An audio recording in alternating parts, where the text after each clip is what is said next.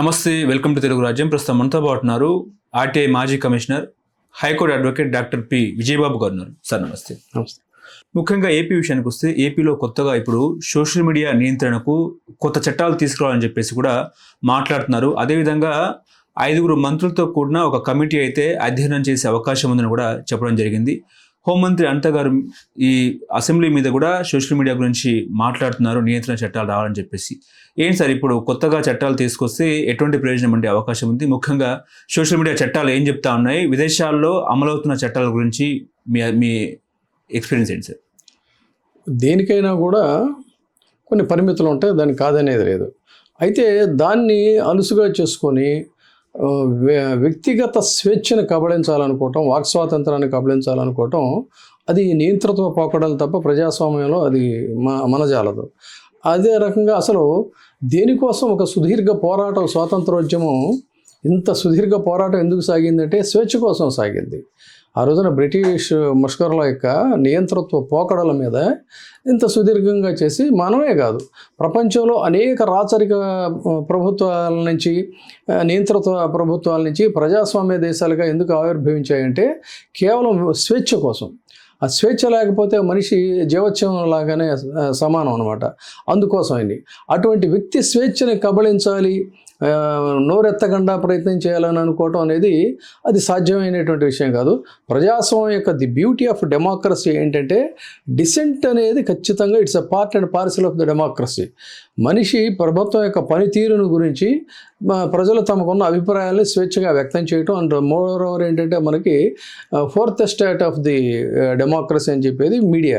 Media అంటే అదేదో భారీ స్థాయిలో వందల వేల ఎకరాల్లో కేవలం పత్రికల పేరుతోనో స్టూడియోల పేరుతోనో వేలాది ఎకరాల పేదల భూములన్నిటిని కూడా కబ్జా చేసి వాటిలో ఆకాశ హర్మ్యాలు కట్టేసేసి భవంతులు కట్టేసి చేసేటువంటి అవి కాదు మీడియా అంటే. నిజంగా ప్రజల యొక్క భావజాలాన్ని, ప్రజల గళాన్ని, ప్రజా సమస్యల్ని, ప్రభుత్వ పనితీరుని, వాటన్నిటినీ కూడా ప్రజల్లోకి తీసుకెళ్ళటానికి ఒక దర్పణంగా, సమాజానికి దర్పణంగా భాసిల్లేది, దాని తరపున ప్రతినిధులుగా ఉండేటువంటి వాళ్ళే సిసలైన్ జర్నలిస్టులు. అదే నిజమైనటువంటి media. Whether you called it as a daily paper or periodical or TV channel or digital media, whatever it is, media is media. దానికి ఏమి ప్రత్యేకమైనటువంటి ఇది ఉండదు. ఆ రోజున ఇప్పుడు మాట్లాడడం భారతదేశంలో ఎమర్జెన్సీ లాంటి ఒక నియంత్రణతో పోకడలకి ఎదురు నిలిచి ఏకవ్యక్తి సేనగా పోరాటం చేసినటువంటి రామ్నాథ్ గోయంకా గారు ఏర్పాటు చేసిన ఇండియన్ ఎక్స్ప్రెస్ గ్రూప్లో పనిచేసి వచ్చినటువంటి వాళ్ళం మేము. ఈ రోజున డిజిటల్ మీడియాలో మాట్లాడుతున్నాం. సో అంటే అంత మాత్రం మేము మరి మెయిన్ స్ట్రీమ్ జర్నలిస్టులం కాదా? ఇది మీడియా కిందకి రాదా? ఆ విధంగా చాలామంది కూడా ఈ రోజున డిజిటల్ మీడియాకు ఉన్నటువంటి ప్రాధాన్యత, ప్రాధాన్యాలు, విస్తృతి ఇవన్నీ కూడా విశేషంగా ఉన్న సందర్భంలో చాలామంది ఇటువైపుగా ఎదయ్యారు. కాబట్టి మమ్మల్ని ప్రశ్నించడానికి వీల్లేదు, మేము ఏదైనా చేస్తామని చెప్పానంటే just you are the representative of the people, అంతే తప్ప నీకేమి జనాలు లేకపోతే ఇంకొకళ్ళు ఎస్టేట్ లాగా రాష్ట్రాన్ని రాసేవలేదు. కాబట్టి నువ్వు ఒక ట్రస్టీగా ఉండాలి. ప్రజల తరఫున ప్రభుత్వం అంటే ఒక ట్రస్టీ, అంతే తప్ప ఎడాపడా ఇష్టం వచ్చినట్టు ప్రవర్తిస్తాను, మేము ఏం చేసినా కూడా చెల్లుబాటు అవుతుందంటే సాధ్యం కాదు.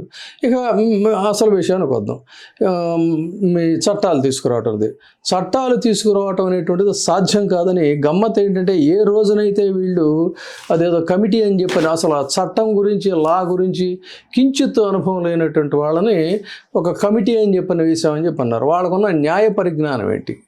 What is the sanctity of legal knowledge ఆ పీపుల్కి ఉన్నటువంటి ఇదనేది వాళ్ళు మనం ప్రశ్నిస్తున్నాం. సరిగ్గా ఆ కమిటీని వేసినటువంటి 2 రోజులకే, కేవలం 2 రోజులకే ఒక సభలో మారిషస్లోనే ఎక్కడో జరిగింది అనుకుంటాను, సుప్రీంకోర్ట్ ఆఫ్ ఇండియా గౌరవ CJI బిఆర్ గవాయ్ ఆయన అద్భుతమైనటువంటి కామెంట్ చేశారు. ఏంటంటే భారత న్యాయ వ్యవస్థను నడిపించేది న్యాయపాలనే, బుల్డోజర్ పాలన కాదు. ప్రభుత్వమే జడ్జి, ప్రభుత్వమే లాయర్, ప్రభుత్వమే అధికారి బాధ్యతలను ఏకకాలంలో నిర్వర్తించజాలదు అని చాలా స్పష్టంగా చెప్పాడు. ఆంధ్రప్రదేశ్లో జరుగుతుంది ఏంటి? ఆంధ్రప్రదేశ్లో ఇవాళ ఆన్ బిహాఫ్ ఆఫ్ ద ప్రభుత్వం అంటే on behalf of the part and parcel of the government is police. పోలీసే అక్కడ లాయరు, పోలీసే అధికారి, పోలీసే జడ్జి, వాళ్ళే శిక్షలు వేసేస్తున్నారు.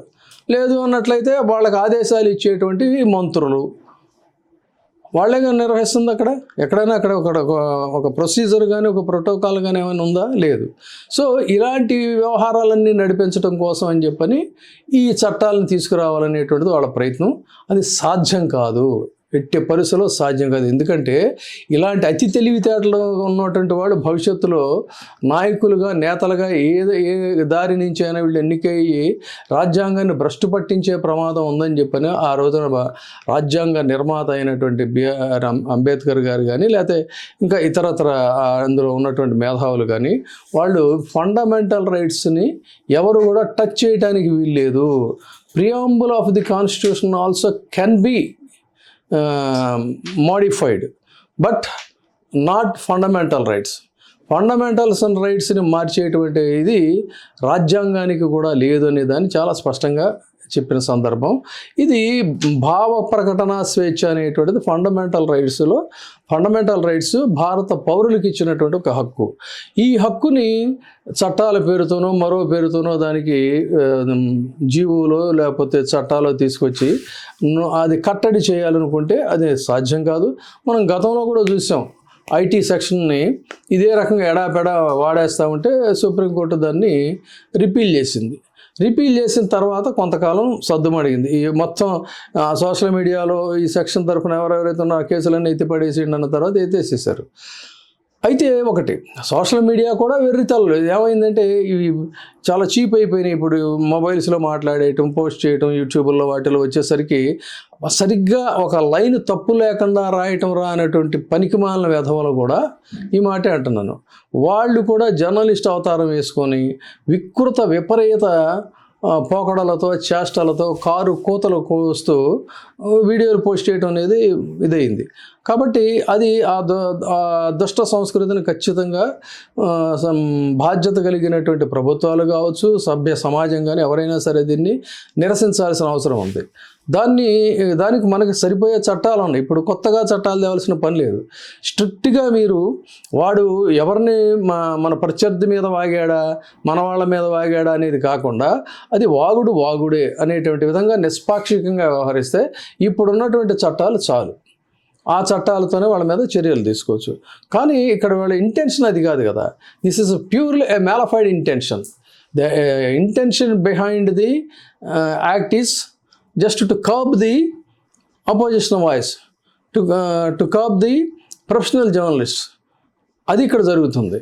కాబట్టి దీన్ని డెఫినెట్గా ఇది వాళ్ళ ప్రయత్నం వృధా ప్రయత్నం. ఎందుకంటే ఇది వీళ్ళ తెలివి కాదు నిజానికి.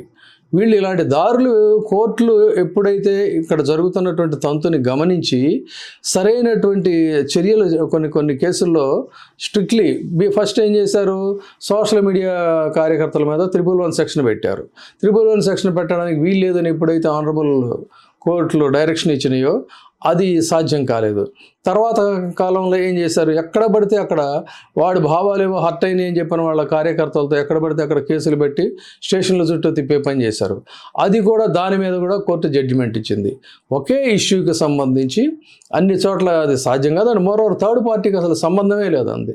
థర్డ్ పార్టీకి సంబంధం అనేసరికి దాంతో చేతులు కట్టేసినట్టు అయింది. ఇలా వీళ్ళ చట్టంలో ఉన్న లొసుగుల్ని ఎప్పుడైతే వీళ్ళు మిస్యూజ్ చేస్తున్నారో ఎక్కడికక్కడ కోర్టులు ఆ న్యాయాన్ని, ధర్మాన్ని కాపాడుకుంటూ వచ్చి అయితే ఈ లోపు కొంతమంది సఫరర్స్గా మిగిలిపోయినటువంటి మాట వాస్తవం. ఇది తర్వాత ఏం చేసింది, అసలు మీరు as per the supreme court guide lines డైరెక్ట్గా అరెస్ట్ చేయటం, డైరెక్ట్ రిమాండ్స్ ఏంటి, అసలు there is a procedure. So 41 notice ఇవ్వాల్సినటువంటి అవసరం ఉంది అని అన్న తర్వాత 7 సంవత్సరాలలోపు కేసులకు 41 నోటీస్ ఇవ్వాలని ఎప్పుడైతే మాట్లాడారో దాంతో ఇక వీళ్ళ పప్పులు ఉడకటం అనేది. ఎందుకంటే ఇదంతా totally nonsense, sheer nonsense and brutal activities కదా ఇది.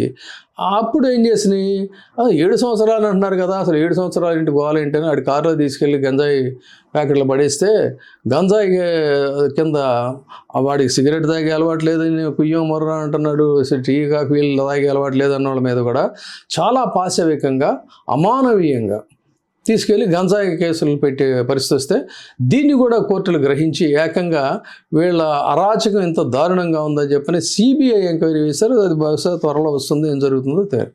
ఈ నేపథ్యంలో ఈ చట్టం తేవాలనేది వీళ్ళ ప్రయత్నం. అయితే ఈ థాట్ కానీ ఈ ప్రాసెస్ కానీ వీళ్ళు ఎక్కడి నుంచి వచ్చిందంటే, నాకు ఉన్న సమాచారం మేరకు they have adapted from Karnataka draft bill. కర్ణాటకలో ఆ తొక్కిసలాట్లో కొంతమంది చనిపోవటం, ఎవడబడితే ఇంతకు నేను చెప్పినట్టు లంపెన్ గ్రూప్ ఏదైతే ఉందో, ఈ లంపెన్ గ్రూప్ అంతా కూడా ఇష్టం వచ్చినట్టుగా అవి ఇవి అన్నీ ట్రోల్ చేస్తూ ఉంటే దాన్ని కట్టడి చేయడానికి సోషల్ మీడియా మీద ఒక చట్టం తేవాలని వాళ్ళు ప్రయత్నం చేశారు. ఎప్పుడైతే ఈ ప్రయత్నం చేయటం, దానికి ఒక డ్రాఫ్ట్ కూడా ఆల్రెడీ తయారైపోయింది, అసెంబ్లీలో పెట్టాలి, ఈ పాటికే పెట్టాలి. కానీ అక్కడ కూడా సామాజికవేత్తలు, మేధావులు, ప్రజాస్వామ్యవాదులు తీవ్రమైనటువంటి నిరసనలు తెలియజేయడంతో ఆ బిల్లు అలా ఉంది, ఆ డ్రాఫ్ట్ అలా ఉంది. ఇది పెట్టాలా వద్దా, పెడితే ఏమవుతుందని మీమాంసలో వాళ్ళు ఉన్న సమయంలో దాన్ని వీళ్ళు తీసుకొని వీళ్ళు ఇక్కడ హడావుడిగా వీళ్ళు ప్లాన్ చేస్తున్నారు. బట్ కర్ణాటక పెట్టినా, ఆంధ్రప్రదేశ్ పెట్టినా, ఏది పెట్టినా ఎండ్ ఆఫ్ ది డే నాకున్నటువంటి కనీస కించిత్ లీగల్ పరిజ్ఞానం ప్రకారంగా ఇది డెఫినెట్గా దీన్ని కోర్టు అయితే కొట్టేసేటువంటి అవకాశాలు పుష్కలంగా ఉన్నాయి. కారణం ఏంటి అన్నట్లయితే, freedom of expression article 19(1)(a) అనేటువంటిది భారత రాజ్యాంగం పౌరులకు ఇచ్చినటువంటి ప్రాథమిక హక్కు. ప్రాథమిక హక్కులకు భంగం కలిగినప్పుడు ప్రత్యక్షంగా కోర్టులు జోక్యం చేసుకునేటువంటి అవకాశం ఉంటుంది. ఆ ప్రాథమిక హక్కులకి ఏ రూపంలో ఎవరు భంగం కలిగించినా కూడా ఖచ్చితంగా దాన్ని కోర్టులు ఇంటర్వ్యూన్ అవుతాయి. సో రేపు ఇది కూడా ఇక్కడ కూడా జరిగేది అంతే తప్ప ఇదేం దీనివల్ల పెద్ద జరిగేది లేదు, ఒరిగేది లేదు. కానీ కొన్ని సోషల్ మీడియాలో ఏంటంటే వ్యక్తిత్వ హననం, అదేవిధంగా కుటుంబంలో మహిళల మీద ట్రోల్ చేయడము, అదేవిధంగా వ్యక్తుల మీద ట్రోల్ చేయడము, పార్టీల మీద ట్రోల్ చేయడం అన్నట్టు కూడా మాట్లాడుతున్నారు టీడీపీ నాయకులు. ఈ వ్యక్తిత్వ హననం కూడా మంచిది కాదు, అందుకే కూడా కంట్రోల్ అంటే సోషల్ మీడియాను ఒక గాడిన పెట్టేందుకు ఈ చట్టాలు తీసుకొస్తున్నారు అనుకోవచ్చా? రేపు శీతాకాల సమావేశాల్లో కూడా ఈ బిల్లు వచ్చే అవకాశం ఉన్నట్టు మాట్లాడుతున్నారు. డెఫినెట్గా నేను చెప్పింది ఏంటంటే, సమాజంలో అశాంతి, అరాచకం ఏ రూపంలో కూడా పెట్టిరిగిపోయినా, పెళ్ళుబికినా దాన్ని కంట్రోల్ చేయాల్సినటువంటి బాధ్యత ప్రభుత్వాలకు ఉంటుంది. దానికి సరైనటువంటి చట్టాలు కూడా ఉన్నాయి. కానీ ఆ వంక దాన్ని ఈ పాటికే మీరు కట్టేలు చేయాలి. ఇప్పుడు ఎంతమంది నోటికి వచ్చినట్టు ఆంధ్రప్రదేశ్లో నోటికి వచ్చినట్టు అవాకులు చవాకులు పేలుతున్నారు. ఇప్పుడు ఆవిడ రోజా అని ఒక మహిళ ఉంది, ఆవిడ యాక్ట్రెస్సు, తర్వాత పాలిటీషియను, మంత్రిగా కూడా చేసింది. ఎంత నీచాంగా మాట్లాడుతున్నాడు. ఆవిడ మీద చేసిన ట్రోల్స్కి సంబంధించి ఒక్క కేసు పెట్టారా? ఒక అరెస్ట్ జరిగిందా? ఇట్లా చెప్పుకుంటూ పోతే ఎగ్జాంపుల్గా చెప్పి చాలా పేర్లు ఉంటాయి ఇలా. సో ప్రభుత్వాలు ఎప్పుడు కూడా వాళ్ళు చేసిన ప్రమాణ స్వీకారం రోజు వాళ్ళు చేసినటువంటి ప్రమాణాలను అనుసరించి నిష్పాక్షికంగా పరిపాలన అనేది చేస్తే డెఫినెట్గా ఇలాంటివి జరగవు.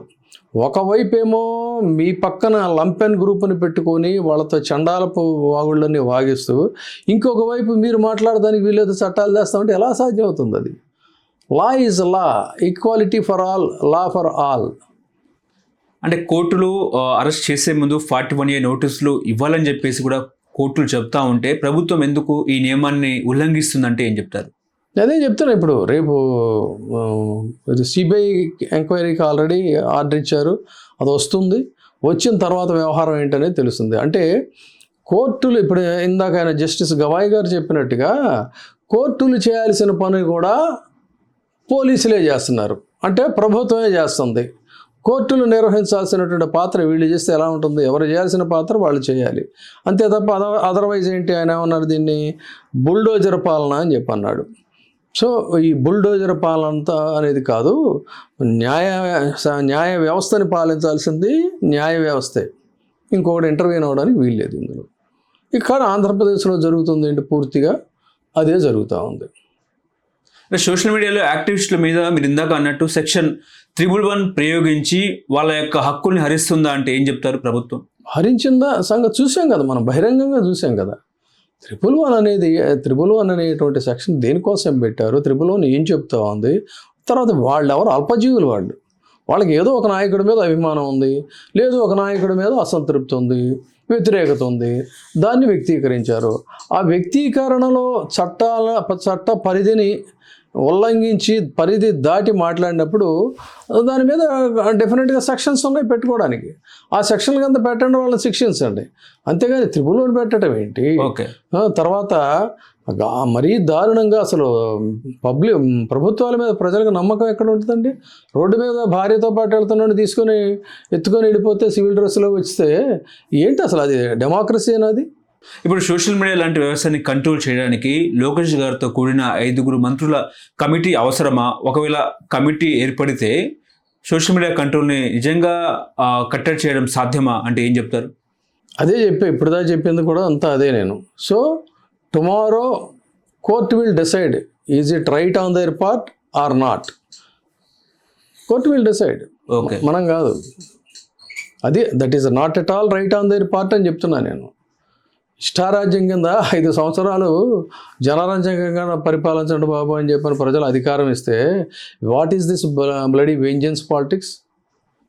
వెంజెన్స్ ఏంటి? ప్రతీకారేచ్ఛ ఏంటి? మనకున్న సిద్ధాంతాలు ఏంటి? మన భారతీయ ఆత్మ ఏంటి? ఒక చెంపను కొడితే ఇంకో చెంపను చూపించండి అని చెప్పి గాంధీ గారు చెప్పారని ఆ రోజుల్లో అనుకునేవాళ్ళం.